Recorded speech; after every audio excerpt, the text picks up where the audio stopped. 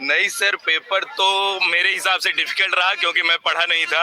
और और और उसके बाद मैं पहले बता देता हूँ कि जो नहीं पढ़ेगा, प्रॉपर 4-5 महीने की अच्छी से तैयारी नहीं करेगा, हल्के में लेके आएगा मेरी तरह, उसका तो बेड़ा गर्क हो जाएगा। और पहले ही और उसके बाद पेपर बहुत डिफिकल्ट बना है, बड़ी जिम्मेदारी से पेपर पेडागाजी बनाया गया है। अगर आपका कॉन्सेप्ट नहीं। पेपर कैसा रहा आपका? पेपर बहुत ही अच्छा रहा। आपका अच्छा था। पेपर अच्छा था। पेपर का लेवल कैसा था? Easy, moderate, difficult? देखिए कुछ डिफिकल्ट जो है मैथ जो थे वो भी डिफिकल्ट है, जो नहीं आ रहा है वो डिफिकल्ट ही समझिए। नहीं, लेवल कैसा? ओवरऑल लेवल भी ठीक ठाक था, जो भी था। हाँ ठीक था। मैथ तो बहुत ही जिम कार्बेट से। Jim Corbett national park? हाँ, उत्तराखंड वाला। और एक असम से दिया था, जो वो बांस के घर बनाते हैं। हाँ, एक वो दिया था। और कोविड-19 से क्वेश्चन पूछा था। कोविड-19 से? हाँ। और क्या? और नई शिक्षा नीति से क्वेश्चन पूछा था। नेशनल एजुकेशन हाँ, पॉलिसी? हाँ। नहीं तो वो एनसीएफ 2005 वाला पूछा था, उससे भी पूछा था। कौन सा लेवल सबसे इजी था? सभी लगभग सभी थे सर, कोई ज्यादा मतलब पूरा घुमा के दे रहा आप था। लोगों ने इससे पहले कभी सीबीटी टेस्ट दिया था? नहीं, पहली बार पहली बार। कोई फर्स्ट मुश्किल? टाइम दे रहे हैं। और संस्कृत और हिंदी का पेडागाजी जो है वो सेम आ रहा है। हाँ, रूपांतरित कर दिया। Same tuition 10-12। अगर किसी लड़के का अगर हिंदी का पेडागाजी गड़बड़ हुआ तो संस्कृत का भी वो गड़बड़ हो जाएगा। और निश्चित ही मतलब 30 से 30 नंबर उसका गड़बड़ हो जाएगा लगभग। कुछ परसेंट समझ लीजिए वो गड़बड़ कर देगा, ज्यादा से ज्यादा मात्रा। जैसे पेडागोजी लंबा है क्या? स्क्रॉल करने में हाँ, स्क्रॉल करने में कुछ ही ट्यूशन प्रॉब्लम आ रहा है, ऐसा कुछ नहीं है।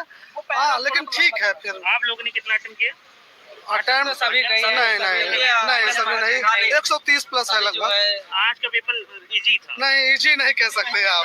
पेडागोजी इजी नहीं कह सकते। ऐसे क्वेश्चन मतलब पेडागोजी ऐसे क्वेश्चन आ रहे हैं कि 4 विकल्प जो भी है, 4 के चारों सही लग रहे हैं। ठीक है ना? आने वाले अभ्यर्थियों के लिए आपका क्या मैसेज रहेगा? अंतिम समय क्या पढ़ के आए? नहीं, प्रीवियस ईयर 10 वर्षों का जरूर है वो जो यूथ का आंसर पेपर है 10 वर्षों का, उसको पढ़ के आए और अच्छी तरीके से उसको पढ़ के आए। सारे क्वेश्चन वहीं से आ रहे हैं लगभग हर पेपर में, मतलब कि हर सब्जेक्ट में।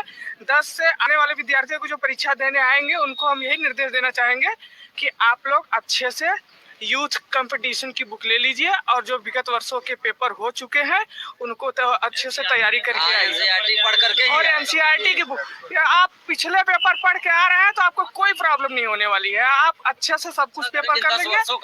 10 वर्षों का होना चाहिए, उसका एक बार रिवीजन कर लें अच्छे से। सीबीटी टेस्ट में कोई प्रॉब्लम हो रही देने में? कोई प्रॉब्लम नहीं है रही, थोड़ी सी प्रॉब्लम हो रही है तो उसको मैनेज करना चाहिए हम सभी को।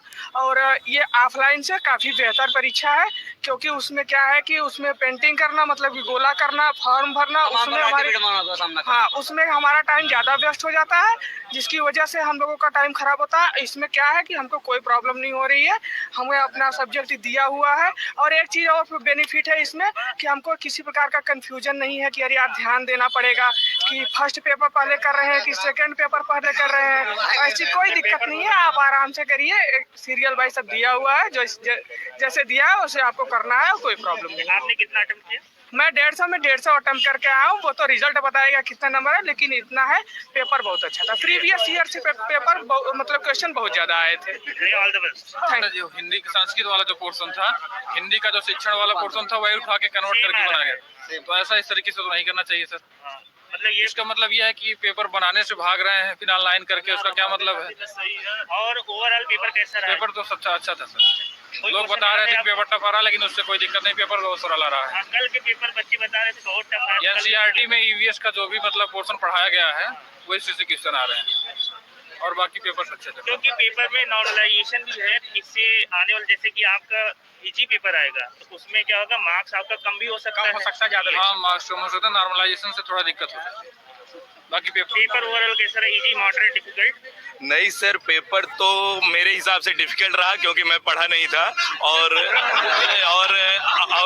उसके बाद मैं पहले बता देता हूँ कि जो नहीं पढ़ेगा, प्रॉपर 4-5 महीने की अच्छी से तैयारी नहीं करेगा, हल्के में लेके आएगा मेरी तरह, उसका तो बेड़ा गर्क हो जाएगा। और पहले ही और उसके बाद पेपर बहुत डिफिकल्ट बना है, बड़ी जिम्मेदारी से पेपर पेडागाजी बनाया गया है। अगर आपका कॉन्सेप्ट नहीं है तो आप पेपर आया है, वो लग रहा था कि बाहर से आ रहा है क्वेश्चन, लेकिन एनसीईआरटी उठाया है। मुझे तो बाहर कुछ लोग बता दिए, तो ना अंदर और ना बाहर, मैं दोनों नहीं पढ़ा था, तो इसलिए प्रॉब्लम है। ठीक है, वैसे 17, 18, 19, 20 ये 4 साल का पेपर अगर आप करके आएंगे तो आप अच्छा करके जाएंगे। रिवीजन आपका होना चाहिए। और सबसे बकवास काम हुआ है, पेटा गाजी वाला उठा के दे दिया है, उसमें संस्कृत वाला same to same as it is कर दिया है। तो ये बहुत प्रॉब्लम, मतलब कि अगर पेटा गाजी वहाँ गलत हो रही है तो यहाँ उल्टा मारेंगे तो सब जीरो गलत हो जाएगा। दोनों याद रहना चाहिए आपको, वहाँ क्या मारे थे, यहाँ क्या मारे थे, कभी कभी कंफ्यूजन होता है। और ऑप्शन भी वही रखे हैं। ये है बोर्ड का, ये कहीं ना कहीं जो है वो थोड़ा मॉडरेट था, मतलब जैसे कि कथन और कारण में पूछा था, जैसे एक कथन सही है गलत है, तो वो पूछा था कि आर सही व्याख्या करता है एक ही, तो इस मॉडल से क्वेश्चन आ रहे हैं, रीजनिंग टाइप जैसे आते हैं उसमें। हाँ, और जो सीडीपी का क्वेश्चन था वो मॉडरेट था, प्याजे कोहल पर वाइगोस्की से क्वेश्चन थे। और लैंग्वेज कैसा रहा? लैंग्वेज अच्छा था, लैंग्वेज सेम था, हिंदी और संस्कृत का लैंग्वेज सेम था, और ऑप्शन भी करीब करीब सेम ही लग रहे थे। इन्वायरमेंट कैसा रहा? इन्वायरमेंट तो अच्छा गया। मैथमेटिक्स? मैथमेटिक्स